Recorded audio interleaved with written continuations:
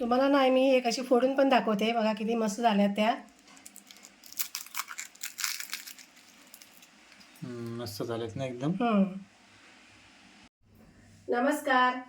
आज मी बनवणार आहे ओल्या खोबऱ्याच्या करंज्या. आणि आता नारळी पौर्णिमा पण जवळ येते ना, त्यासाठी आता मी बनवून दाखवते तुम्हाला कशी बनवते ती. तर चला बघूया. त्यासाठी ना मी हे 2 वाट्या मैदा घेतला आहे. ही एक वाटी आहे आणि ही एक वाटी, आणि ही एक वाटी आहे.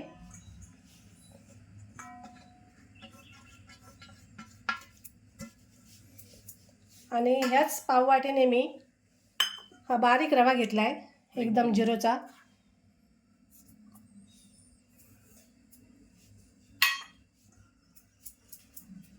आणि यात आता मी ना थोडंसं चवीप्रमाणे मीठ टाकणार.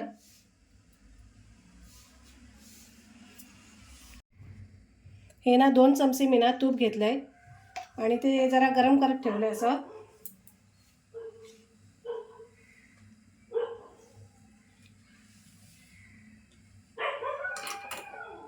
आता तापले. आता मी हे मैद्यामध्ये ओतून घेते ते.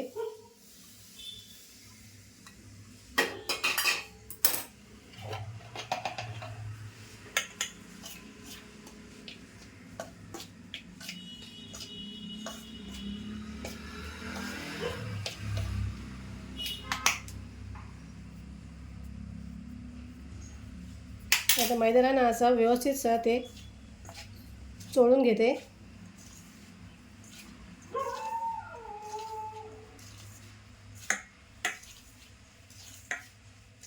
सगळ्या मैद्याला ना असं 2 चमचे पुरेसे आहे.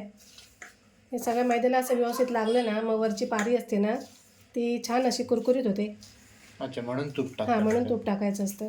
आणि थोडासा बारीक रवा टाकायचा, म्हणजे ते मस्त असं कुरकुरीत होतं.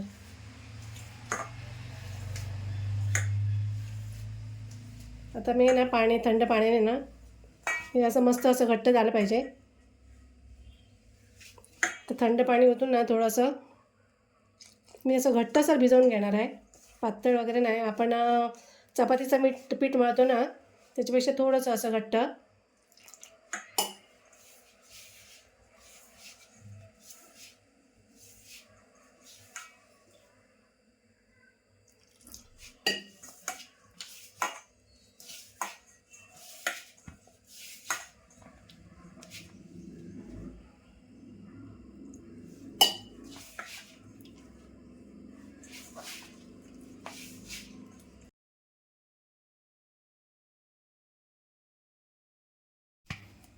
हे झालं आहे आता मळून. आता थोडंसं ना वरती याचं तूप टाकून मी ना परत थोडंसं मळून घेणार आणि झाकून ठेवणार. मग आपण बाकीची तयारी करायला घेणार. हे मी गूळ घेतलं आहे, त्याच्यासाठी गूळ पण लागणार आहे. तर मी आता हे असं बारीक बारीक ना विळीवर असं कापून घेते. मोठे खडे वगैरे नाही ठेवायचे, एकदम असं म्हणजे मेल्ट व्हायला बरं पडतं, ते पटकन होतं. आपण गूळ आणि साखर दोन्हीचा दोन्हीचा वापर करणार आहे. हो, म्हणजे दोन्ही निम्मी निम्मी. अच्छा. साखर पण तेवढीच आणि गूळ पण तेवढाच.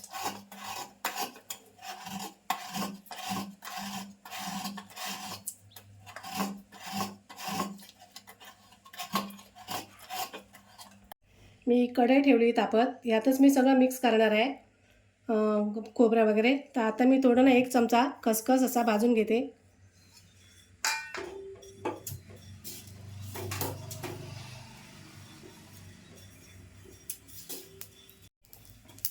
तर मस्त खरपूस भाजला आहे, आवाज पण येतोय थोडासा. आता मी काढून घेते. तर हो,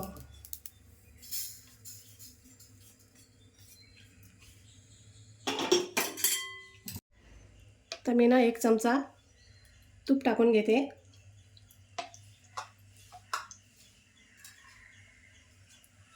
आणि खोबरं सगळं जरा परतून घेणार मी 2 मिनिटाचं.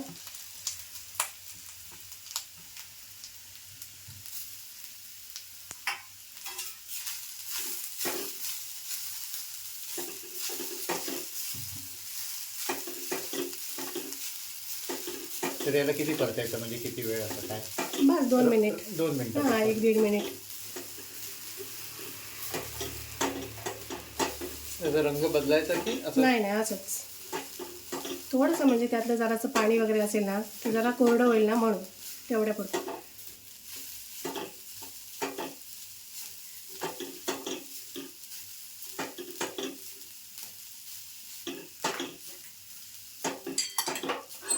झालंय, गरम झालंय मस्त आहे.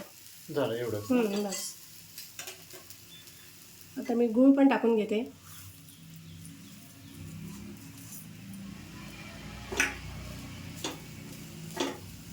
आणि थोडी साखर पण.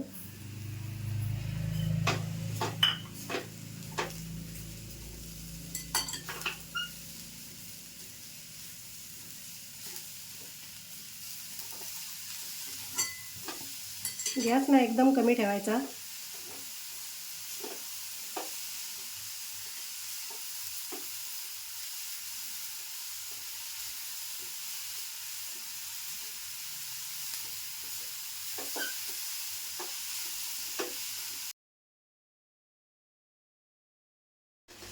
गूळ आणि खोबरं ना असं एकत्र करून मी मस्त असं भाजून घेते.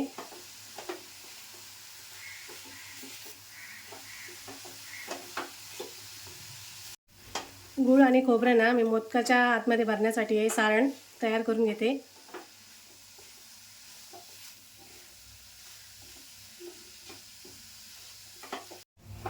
हे आता होत आलंय मस्त असं सगळं, साखर वगैरे गूळ विरघळलंय छान. आता ना मी हा खसखस घेतलाय ना तो पण टाकते. आणि हे थोडे काजूचे तुकडे करून घेतले ते पण टाकून घेते. आणि मी 2 चमचे ना दूध पावडर घेतली आहे. दूध पावडरने कसा मस्त खव्यासारखा अशी टेस्ट येते चांगली. तर तुमच्याकडे असेल तर घरात अवेलेबल असेल तर टाका, नसेल टाकला तरी पण छान लागतं, पण असेल तर टाका. किती चमचे घेतली? 2 चमचे घेतली, छोटे पोहे खायचे. हां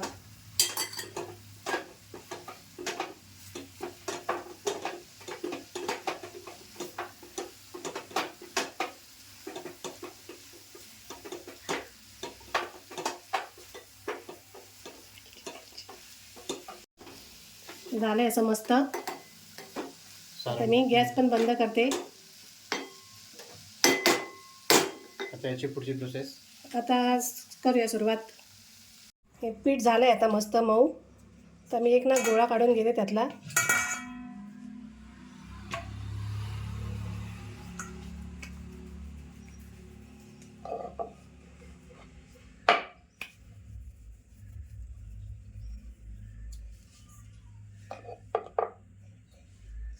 तुपामुळे मऊ झालं का? हो मऊ, हां तुपामुळे पण झालंय मऊ.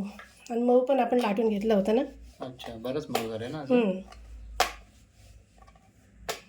आणि चांगलं मळून वगैरे घ्यायचं, मग मऊ पडतं ते. मऊ पडतं ते. अच्छा. आता थोडासा मैदा असा लावून घेते.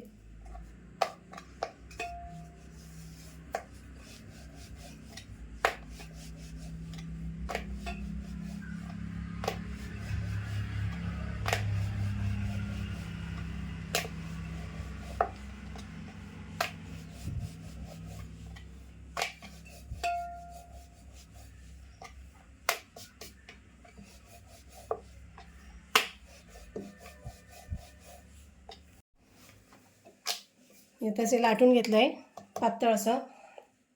आता थोडंसं मी असं ना तूप लावून घेणार आहे.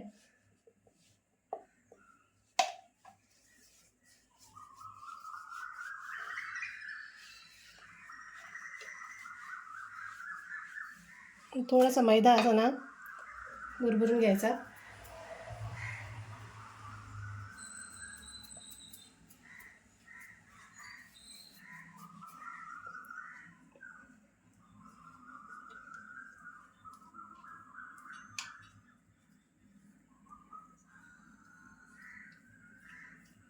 असं लांब रोल करून घ्यायचा.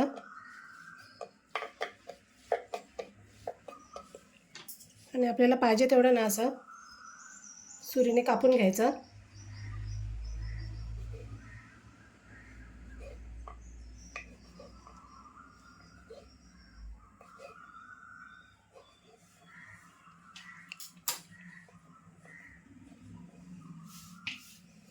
आता हा गोळा आहे ना तो आपण असाच दाबून घ्यायचा.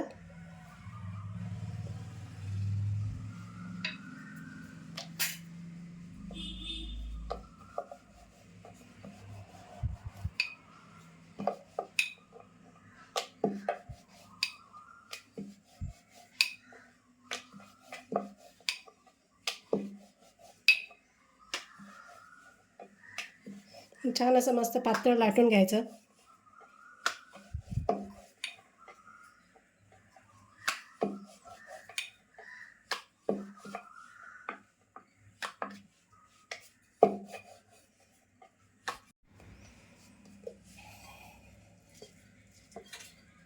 तर सारण ना असं चमचाभर भरून घ्यायचं असं.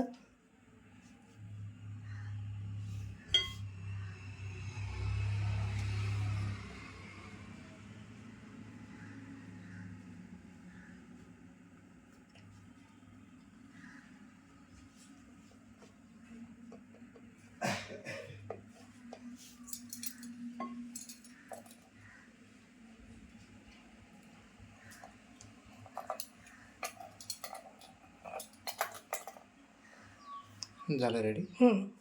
आता अशी झाली मस्त. तर मी ताटात ठेवते.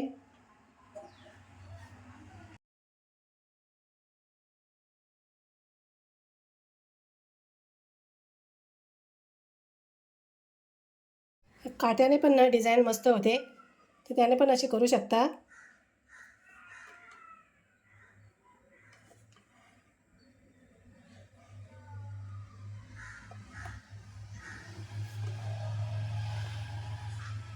असंही छान दिसतं. असंही छान दिसतं.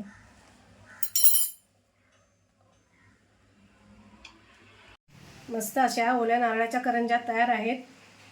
तुम्ही सुद्धा नक्की करून बघा. व्हिडिओ आवडल्यास लाईक करा, शेअर करा, कमेंट करा आणि आमच्या चॅनलला चॅनलला सबस्क्राईब करा. सबस्क्राईब करा. धन्यवाद.